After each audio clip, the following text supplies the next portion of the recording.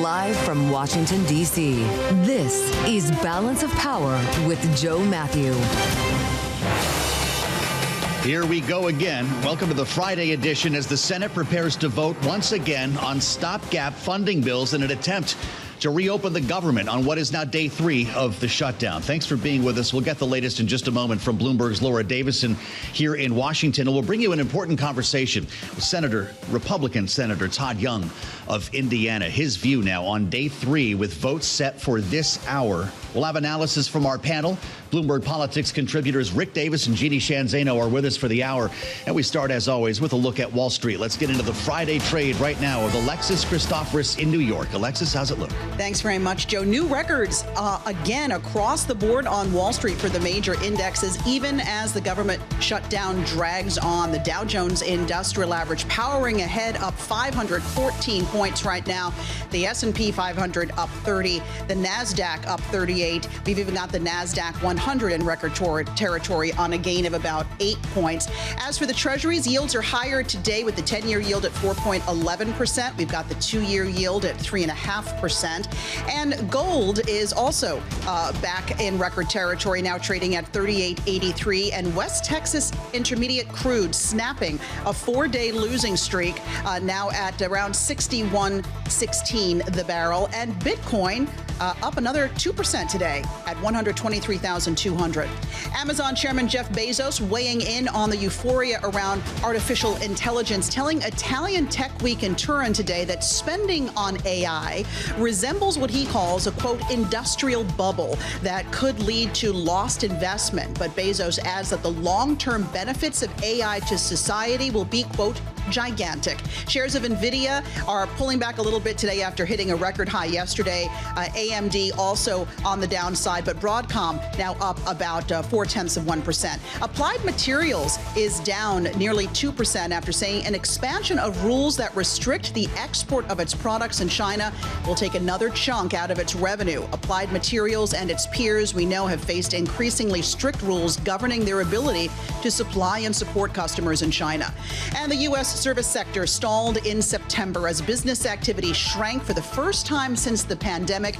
Orders barely expanded. The Institute for Supply Management's Index of Services finding 7 industries contracted, including employment. For on-demand news 24 hours a day, subscribe to Bloomberg News Now wherever you get your podcasts. I'm Alexis Christoforous. That's a Bloomberg Business Flash. Back to Joe Mathieu now in Balance of Power. Alexis, great to have you along on the Friday edition. Thank you for being with us here on Bloomberg TV and radio. We'll have another look at Wall Street with Alexis Christoforous about 20 minutes from right now as we follow the beat here on the last session of the week and what is day 3 of your government shutdown. There's going to be more voting today, but it does not look like that's going to break anything here. In fact, we're going to likely go through the weekend and start things on Monday with the government shutdown. About a half hour from now, we expect voting on the continuing resolutions that you've already seen voting on. We've had 3 rounds. Today is the 4th. And as we heard earlier from the leadership, they don't expect anything to change. Speaker Mike Johnson, Senate Leader John Thune speaking to reporters earlier today. Let's listen. They did it 13 times during the Biden administration in the previous 4 years, but suddenly they won't do it. So everybody has to ask themselves why. It has nothing to do with health care. The subsidies that they're saying is the issue is not the issue. That is an issue for the end of the year. They have an opportunity, a 4th opportunity, 4th time today, 4th time to vote, to open up the government and to allow us to do the rest of the work that the American people expects us to do. They have taken hostage the federal government and, by extension, the American people. We're going to see that 4th round before this hour is out together, and we'll have our eyes on the Senate floor. Ahead of our conversation with Senator Todd Young, who's going to join us live from Capitol Hill, our friend Laura Davison is with us, Deputy Bureau Chief here for Bloomberg in Washington. Laura, it's great to see you. The Speaker says this is not about Obamacare subsidies, that's an end-of-year issue. Democrats are telling us, no, open enrollment's begun, notices are going out, this is a now issue.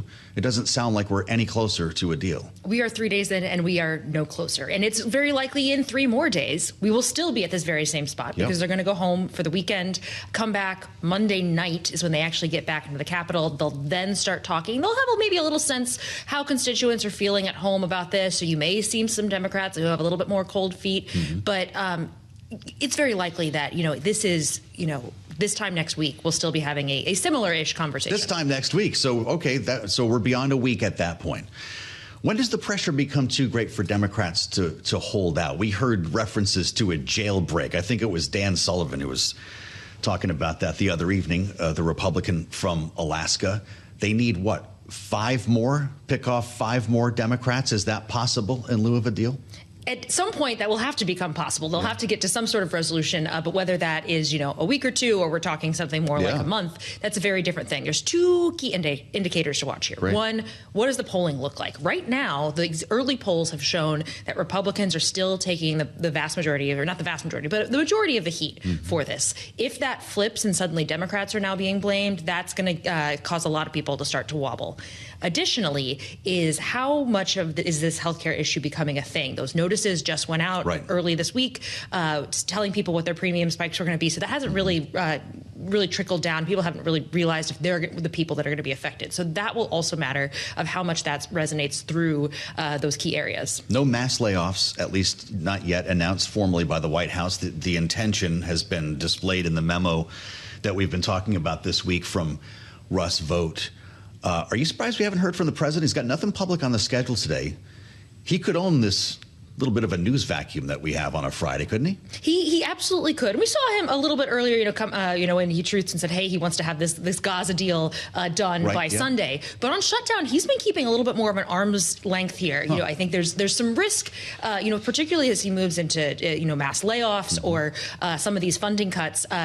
We saw with Doge, job cuts were not popular. So this is something that Russ Vought, he's letting him kind of take the image. As with Doge, he let Elon Musk sort of be there. You've also seen J.D. Vance, the vice president, who's really been out, after that meeting Monday at the White House with congressional leaders. It was Vance out there talking to reporters at the briefing earlier this week. Also Vance. He was on doing the rounds of shows the morning after the shutdown took effect. So you see Trump, sort of recognizing that there may be a political risk here and wants to put other people in those key spots. I guess as the president of the Senate, there's something to be said for that. And the line from J.D. Vance is, I'll go up there to break a tie as soon as you guys are ready. Let me know. Does that mean his star is rising at this moment? This is certainly an opportunity for him to show that he can lead.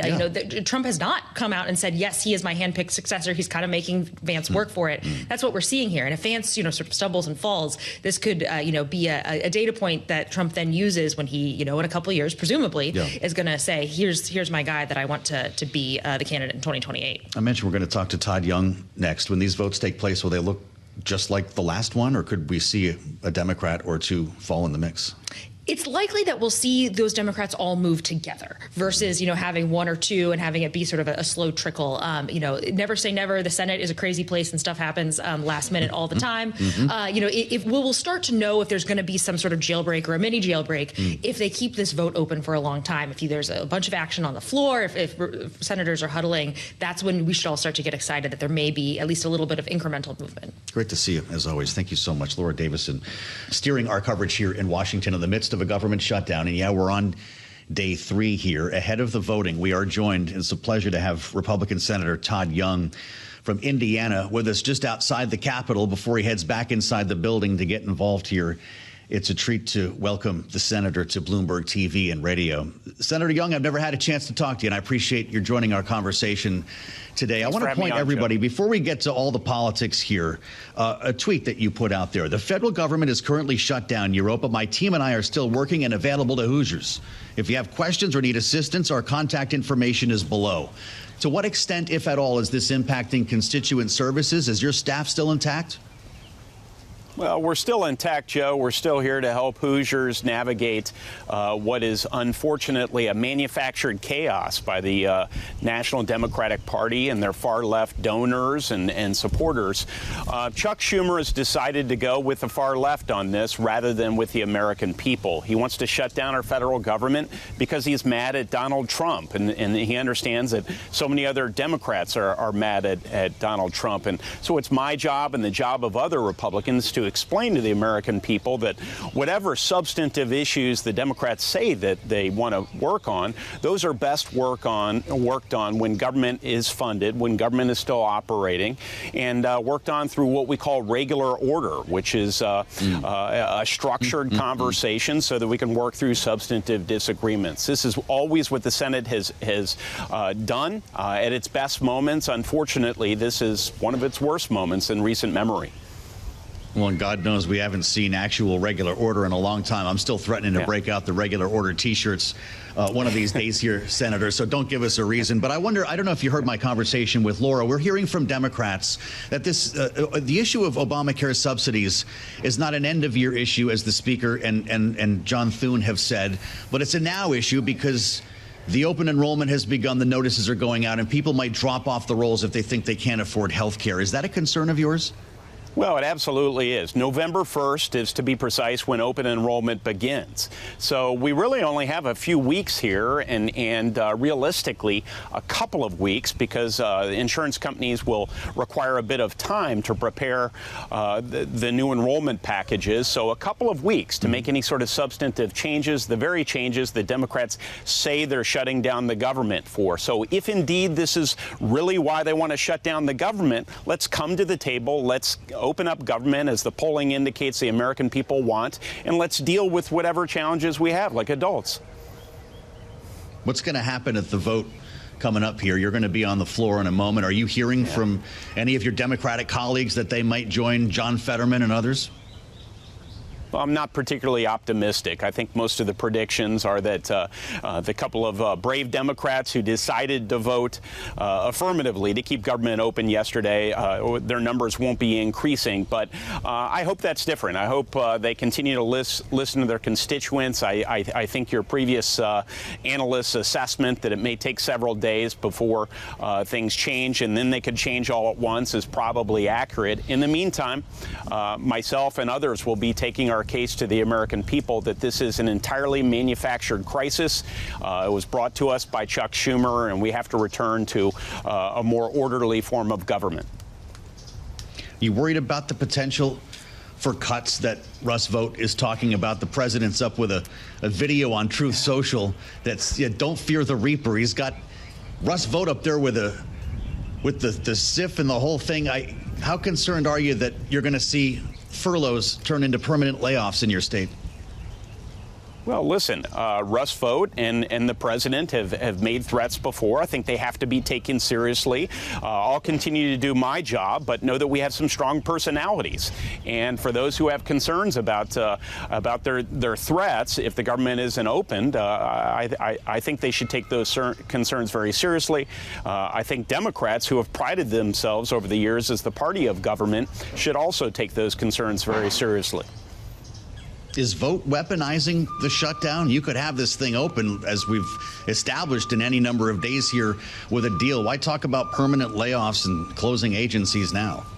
No, what the Democrats are effectively asking us to do is to undo some commonsensical changes that we made to the One Big Beautiful Bill to our health care in this country.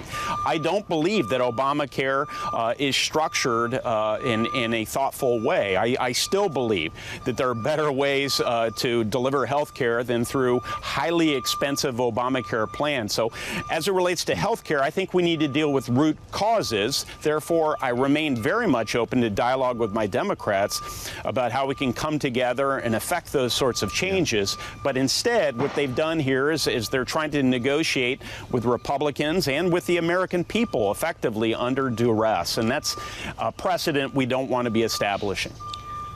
We spent the last couple of evenings up in the Senate, Senator, and spent some time with potential deal makers, including Democratic Senator Jeanne Sheehan. We talked with Tom Cole on the other side. Are we going to see a gang emerge here? Maybe you were part of some of these conversations on the floor, and I realize we're not talking about anything led by Thune or the Speaker, but just some organic conversations that are taking place between Republicans and Democrats to move the needle on this. Is that how this ends?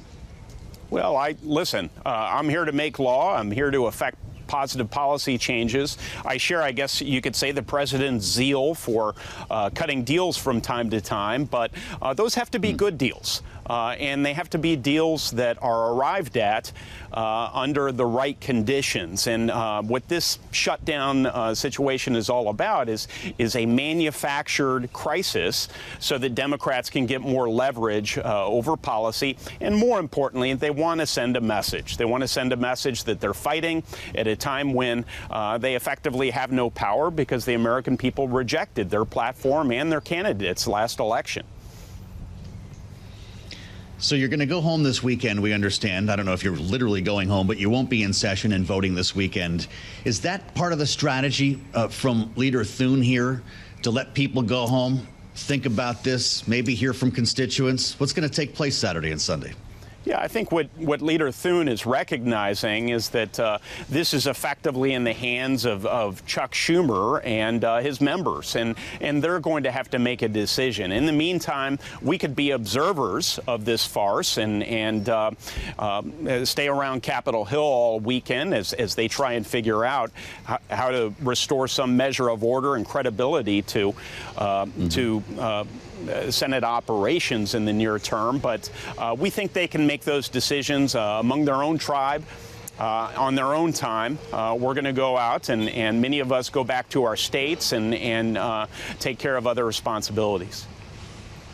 There's a big story for us here today at Bloomberg, in that we do not have a jobs report because of this shutdown. The BLS data is not out publicly here. I know you're on the Finance Committee, and I'm wondering how concerned you are about the interruption in data collection and data posting here. Senator Elizabeth Warren, for instance, is calling for the release of that data, saying, surely it's been compiled. Why can't we see it? Would you support releasing the jobs report? Yeah, that sounds reasonable to me. Government, one of the important things we do to ensure that our economy is able to run as smoothly and as efficiently as possible is to produce data. For example, we need to know that we're actually creating enough jobs right now to keep up with the increase in the labor force. So that's one of many things we need to be looking at as people look to deploy capital and make important business decisions. And I think all the more reason that the Democrats should be opening up the government so that that data can be out there. I guess we're in for a delayed release here. Lastly, Senator, and I appreciate all the time that you've given us today, you're also on the Intel Committee. Right before you joined us, Secretary Pete Hegseth told us that the administration has struck, and we see the video here, the thing is totally destroyed, another boat that they say is being run by narco-terrorists bringing drugs to America. It took place right off the coast of Venezuela. Are you comfortable with this continued action, and would you support strikes against cartels inside Venezuela? I think Congress needs to get involved in this space. I am a member of the Intelligence Committee. I was formerly a member of the Foreign Relations Committee. That latter committee has jurisdiction over our war powers. I would encourage that committee to hold public hearings about this matter. And if a vote is required, a vote to authorize military force, that's something that falls within Congress's area of responsibility under the Constitution. I've worked with Senator Kaine, who's been perhaps the most visible and thoughtful member on the Democratic side as it relates to these matters. And I understand that in coming days, we will be voting on a war powers resolution related to the first strike. So let me be strong on this. I think there's no more fundamental responsibility Congress has than to make sure that their elected representatives can be held accountable for our decisions to go to war. Well, I know you're speaking as well as a Marine and a graduate of the United States Naval Academy. Thank you for joining us today on Bloomberg. That's Todd Young, the Republican from Indiana, and a pleasure to have you here as part of our conversation today on Balance of Power. I'm Joe Mathieu in Washington. We'll have our eyes on the Senate floor for when the voting begins straight ahead, and we'll assemble our panel next. Rick and Jeanne straight ahead right here on Bloomberg. We'd been counting the days since President Trump gave Hamas, as he said at the time when Benjamin Netanyahu started the week at the White House, he said 3 to 4 days he would wait for Hamas to respond to this offer of a peace deal. Well, peace proposal. Again, an offer. We haven't heard from the other side, and Hamas has said that this is not a take it or leave it. Donald Trump now has set a Sunday evening deadline here, 6 p.m., after announcing the 20-point plan alongside the aforementioned Benjamin Netanyahu. There on Truth Social, the president writes, and it's a long post, Hamas has been a ruthless and violent threat for many years in the Middle East. He goes on to refer to the October 7 massacre, talks about the hostages, of course, and again, makes it clear here, release the hostages, all of them, including the bodies of those that are dead now. An agreement must be reached by Hamas by Sunday evening at 6 p.m. Washington, D.C. time. He refers to it as a last chance agreement. If not reached, all hell, he says, like no one has ever seen before, will break out against Hamas. Let's assemble our panel for more on this. Bloomberg Politics contributors Rick Davis and Jeanne Zaino are with us. Rick is partner at Stonecourt Capital, our Republican strategist. Jeanne, our Democratic analyst, democracy visiting fellow at Harvard Kennedy School's Ash Center. What's going to happen at 6 p.m. Sunday, Rick, that hasn't already happened to Hamas if this deal is not accepted? Yeah, look, I think that, maybe statement out of the White House that says let Bibi Netanyahu do whatever he wants to do, as you point out. I mean, you can't imagine anything else more aggressive than his land invasion of Gaza City. So I'm not exactly sure that's a meaningful outcome to Hamas, because they're already dealing with that even today. But look, I mean, if you were on a taco watch for this 3 to 4 days, that announcement was Monday. It's now Friday, and he's given them till Sunday. So who knows? Maybe that extension happens in Sunday. Oh, we're making good progress with Hamas. I'm going to give them another 48 hours, another 72 hours to sign an agreement. It does seem like all the pressure that is coming to bear around the region and from the United States could get Hamas in the right place. And if that's the case, it's worth whatever extensions or delays might happen, because this is a war that needs to end. People need to be fed. And this needs to be done for the White House in order to be able to show that the president is something more than just taking credit for peace deals that would have otherwise happened without him. Jeanne, I don't know what your thought on this. Do you look at this as an extension? And what does the threat of all hell matter when Gaza already is hell?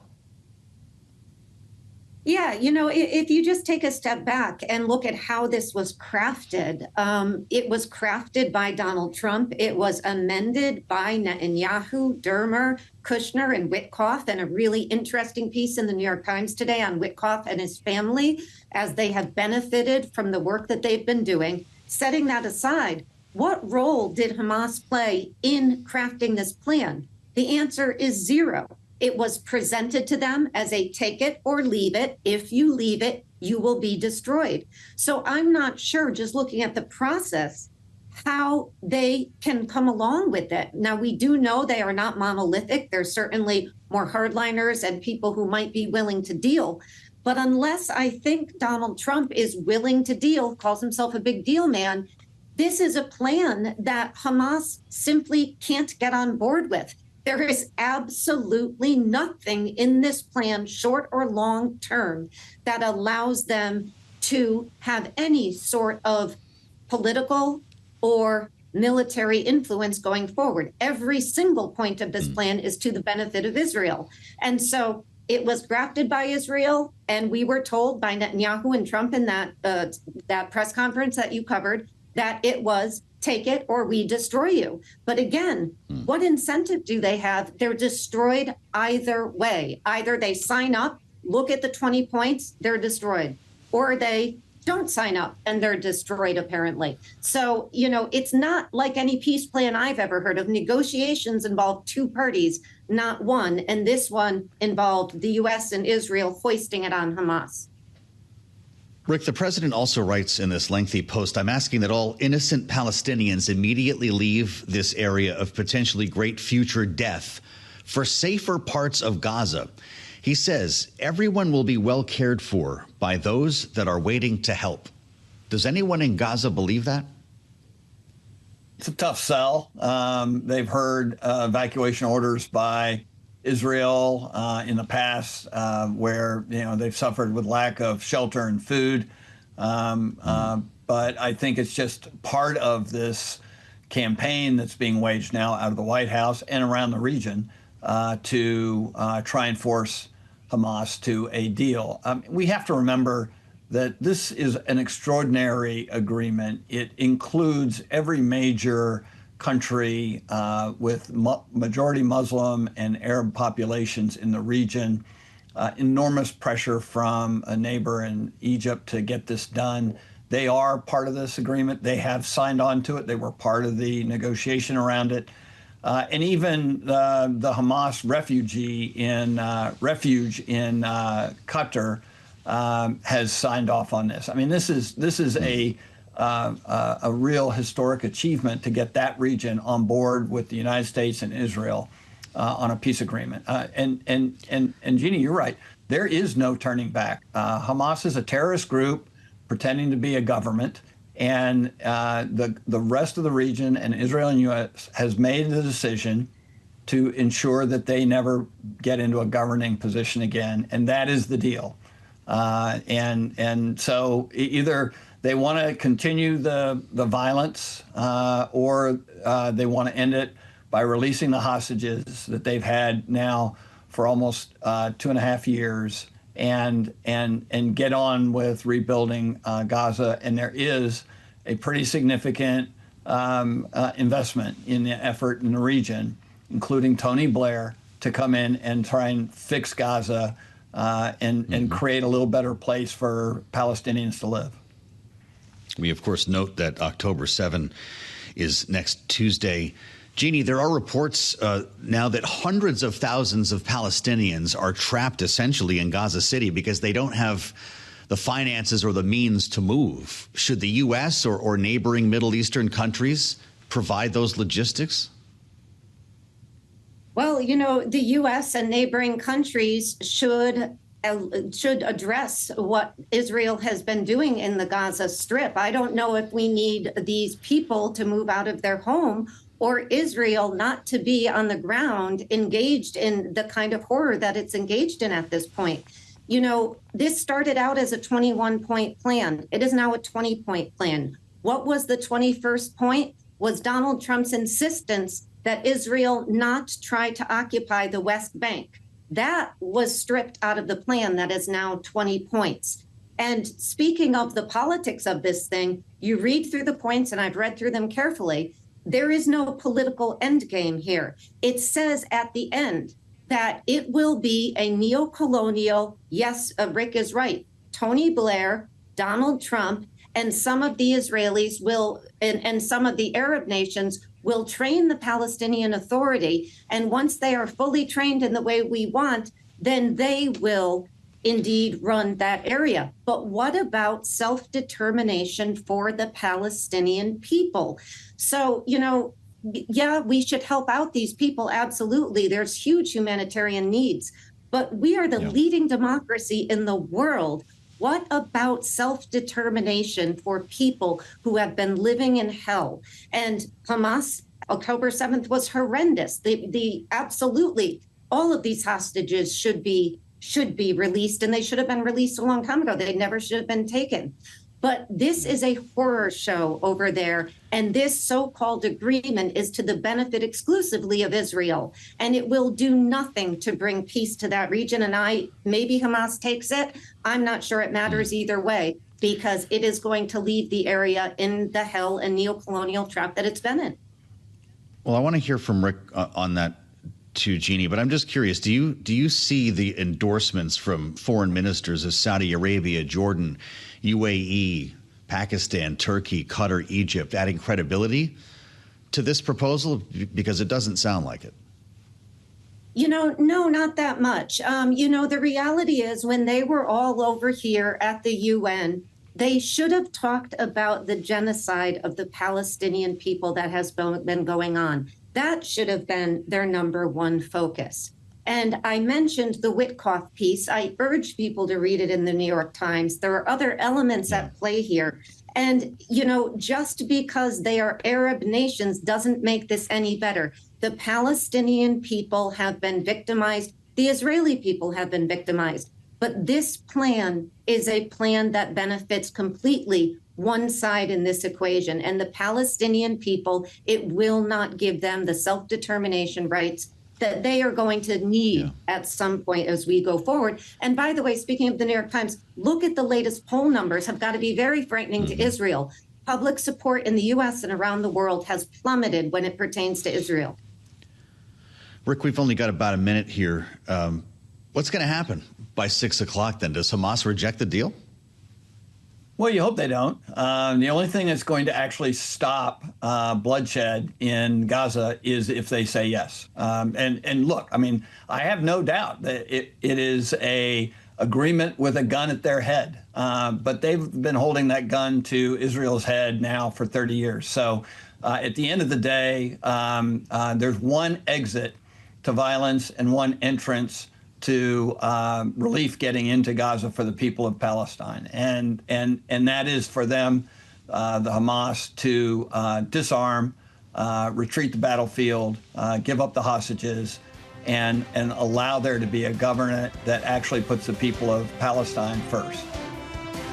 It's never an easy conversation, but I really do always appreciate your straight talk. Rick Davis and Jeanne Zaino, I appreciate the insights, as always. Bloomberg Politics contributors for a reason. Rick and Jeanne with us here live on Bloomberg TV and radio. We're going to spend some time coming up with the chairman, Patrick McHenry, straight ahead, only on Bloomberg. Just moments from now, it looks like we're going to get our first vote. There's a live view of the Senate floor if you're with us on Bloomberg TV or on YouTube. Everyone seems to know how this is going to end. They expect the vote to be just the same as it was 2 days ago. Not enough Democrats on board, so it will fail. Then they go home for the weekend, knowing that that was a late decision here this week by Leader Thune, the Republican leader in the Senate. Send everybody home. Let them stew. Let them hear from constituents. Think about what you've done here. We talked about this a couple nights ago as we've been in the Senate over the course of this week talking with members about their decisions. Kevin Cramer, the senator from North Dakota, invoking the moral high ground when it comes to this standoff. Listen to what he said. First of all, we're in such an odd position where the Republicans actually have some moral high ground on a government shutdown, which I've never seen in my life, and I've been here a while, and where Democrats are in a more awkward position than they generally are, to be fair, because funding the government's not that hard generally for Democrats to do, but we have the Trump factor, you have the far left factor with Senator Schumer, which has complicated their situation a little bit. That was Wednesday. Yeah, nothing's changed since then. Here we are on Friday, and it's kind of interesting. I didn't know this when I woke up this morning, but the man who's about to join us just reminded me of what today is. If you want to just connect all the dots on passing or not passing a CR, in this case, a Biden CR, it was the 3rd of October, I believe, 2 years ago, Patrick McHenry, that the Speaker of the House was dispatched. That was a day that changed your life. It was. I was reminded, Speaker McCarthy called me as I was coming into the studio today. He says, you know what this is? And look at that's what it is. I'm not as angry as I was that day. But you know, Speaker McCarthy has done quite well since leaving Congress. He's working in the business community. He's got a fabulous life, and remains a dear friend. Even despite the fact that they're going to keep this loop going on. This is where CC has invoked the video from October 3rd of Chairman, then Speaker Pro Tem McHenry taking it all out on that gavel. But it's 2 years ago, and McCarthy was vacated by a small group of people led by Matt Gaetz. Yes, of course. Small group of Republicans because he had passed a clean continuing resolution. Here we are again. Here we are, 2 years ahead, and it's Republicans that are the responsible party passing a clean continuing resolution. The dynamics have so shifted on this. And today is a fascinating day. So we're going to continue to watch the Senate. The action on Capitol Hill is on the Senate side. The House did its job. They passed a clean continuing resolution. The Senate is going to just wrestle with a date change and continue to vote on this. And Leader Thune, I think, is doing a masterful job of being disciplined as leader and just saying, well, you're going to be accountable on a regular basis, multiple times a week for your words and your actions to his Democratic colleagues. Chuck Schumer and a large enough group to pass it on the Democratic side voted for this same policy back in March. Because of the flack that Leader Schumer got in particular from his Democratic base, he was in a political box. Leader Jeffries has a very different set of circumstances. He just wants to become Speaker of the House. And as Minority Leader, that's kind of your obligation. Get the majority so you can be relevant. The House is not a relevant thing in this conversation. The action is in the Senate on how the reopening occurs because of the filibuster. And so the filibuster is the vote that they're trying to break right now. They need 60 votes for that, and they need a few more Democrats to participate in it. But this is playing out in a very, very bizarre and different way than previous shutdowns. It's seemingly it hasn't had a dramatic effect here in D.C. It seems like it's much ado about nothing. How it's kind of playing out in the body politic, which is different than previous shutdowns. It does feel different. And I will note for the record, Patrick McHenry said the last time you were here, when we said, just wait for October, chaos, you said. You have no idea the insanity that we're in for. And here we are. And that begs the question, are there off-ramps? Are we doing this for weeks? We talked to Jeanne, Sheehan, and some other potential deal makers, and I know that the House isn't in the mix right now, but we talked to Tom Cole as well. And I say, we're ready to make a deal. We're talking. We're actually not that far apart. Do you see it that way? Well, these are very informal talks, by the way. These are informal talks, not led by the leaders. This is on the floor. This is not. Just you see Hakeem Jeffries having a press conference yesterday saying nobody's called him. Right. Which shows he's not relevant to the conversations. Then you see the pack of senators. I think the interesting action is going to be watching the senators have conversations on the Senate floor. There are a couple things that are true. One is I think you will have a clean reopen vote. I think that will be the case. I think the end of this is Democratic submission to reopen the government.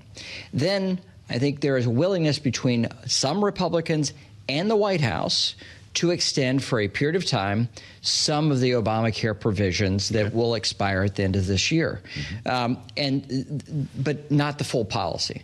I think that's the end point still. That was actually going to be the case regardless of the shutdown, is that there's a reasonableness component within the White House and among congressional Republicans that an extension of these subsidies for another year makes a lot of sense. And that's the Democratic ask, along with a bunch of other things they've added to the list, which don't quite fit. But I think there is a modest deal to be had post-reopen. Even if they didn't have the government shutdown, that would be the end state for the end of the year. So how do you get to the deal then if they need the deal to reopen the government? Submission.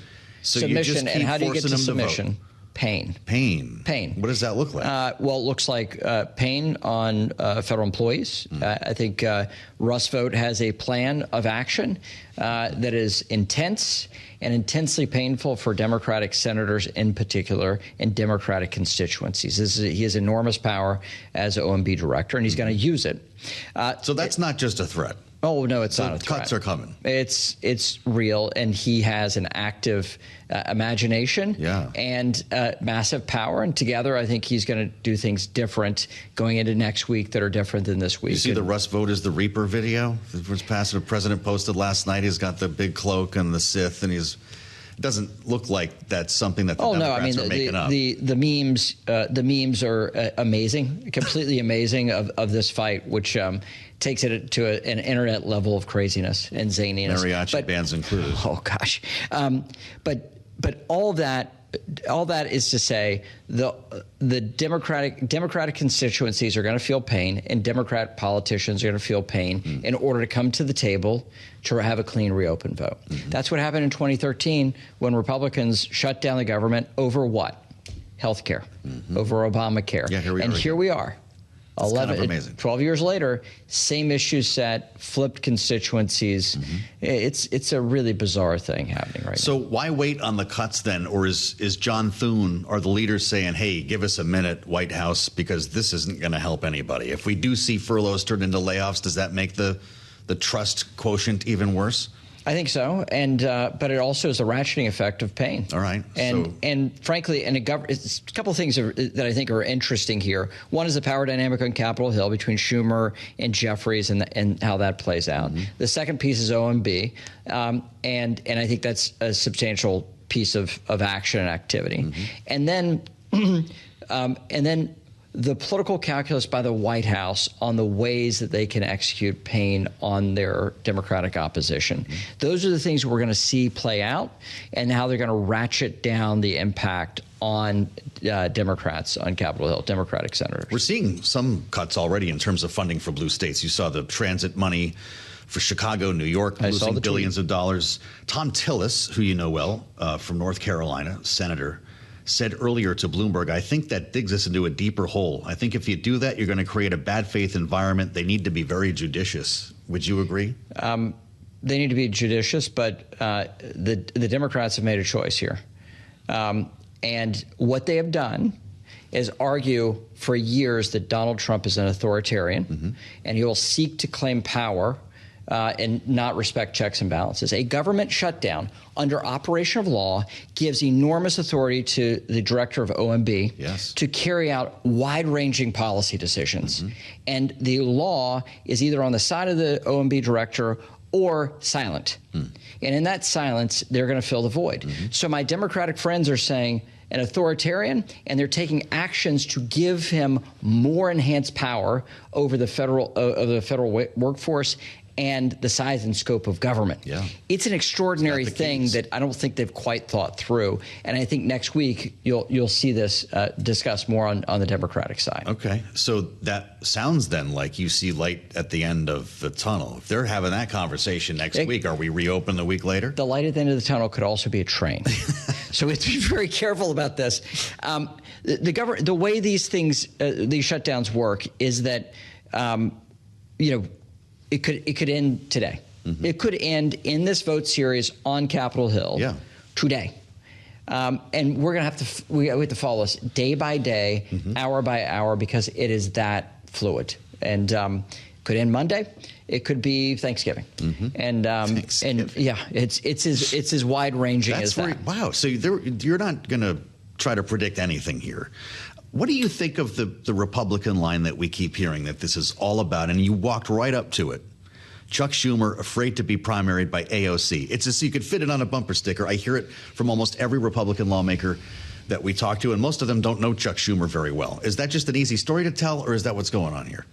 I think there's a serious story to tell on that matter. And we saw how bludgeoned Schumer was coming out of March.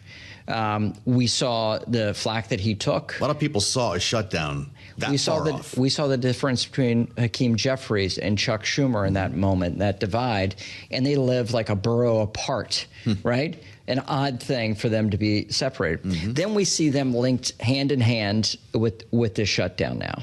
And you think, well, I think that shows that Schumer has capitulated. The challenge here, though, is that Hakeem Jeffries does not need to be a part of any of the deal-making to reopen the government. Doesn't have to. You saw Speaker Johnson and the leadership team in the House produce a continuing resolution without the need for Democratic votes. In the Senate, because the filibuster, Schumer's going to have to participate in that. So at the end of the day, it's not going to be a good outcome for him. He's picked a fight that he cannot win with his Democratic base.